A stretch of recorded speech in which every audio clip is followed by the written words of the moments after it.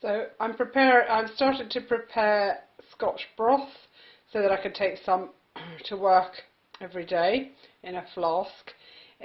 Start with this broth mix, and I'm going to put half of this packet into this jug and then put water right up to the top of the jug and soak it for 12 to 24 hours.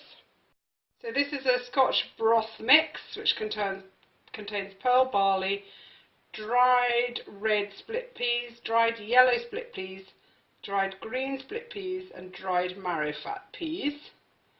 And here is the broth mix in the water. It's not quite up to the top. So this was a 500 gram packet, so we've got about 250 grams of the broth mix with about, let me see now,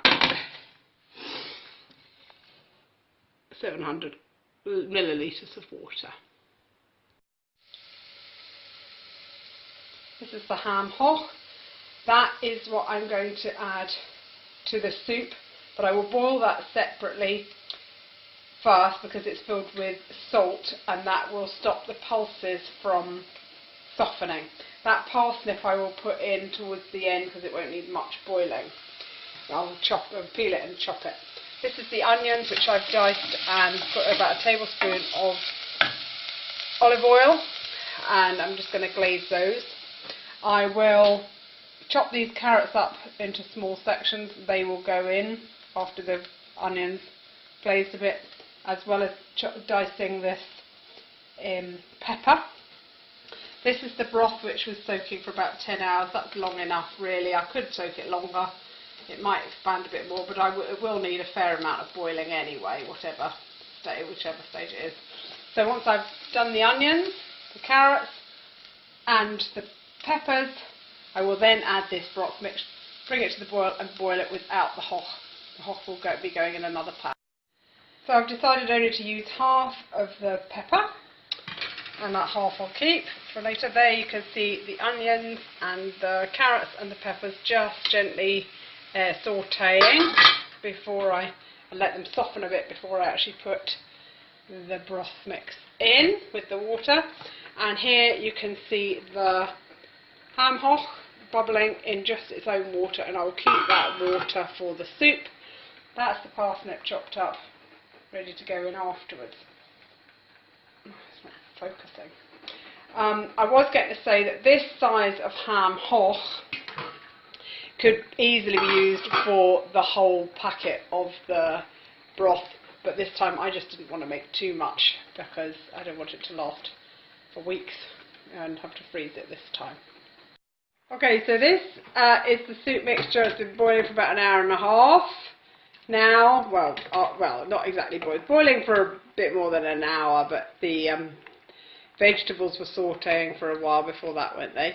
And I did actually find a leek, so I put a leek in as well because I thought that just adds something nice flavour to it too. And then also this is the hough, which has also been boiling for that sort of hour and a half, and as you can see it's still not ready, so that can be both, focus, they can both be boiling for a good hour more and they'll be absolutely fine. It will just all be good for it. Okay, I'm going to be putting some herbs in to the boiling mixture, so bay leaves, rosemary, thyme and sage. I still haven't got any salt in that soup mixture, but pepper I can add too. By the way, I grow all of those in my garden and I just dry them and then break them up to put them in the pots, and then I can cook with them. So I've separated the good meat and the fat and the gristly bits, skin. I've taken those off. I'm going to put this good meat plus the bone back into the pan, and eventually I'll take the bone out, and the meat is just lovely and tender and just falls apart and it will come and you'll take it out in every ladle. There'll be a little bit. It's absolutely delicious.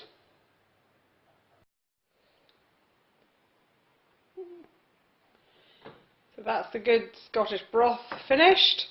I've removed any other bits of fat. I don't like fat in it at all, so I remove all the other bits of fat, and then I can chop those other bits of meat up smaller when I want them, and that is the bone that I've taken out, which we'll throw away.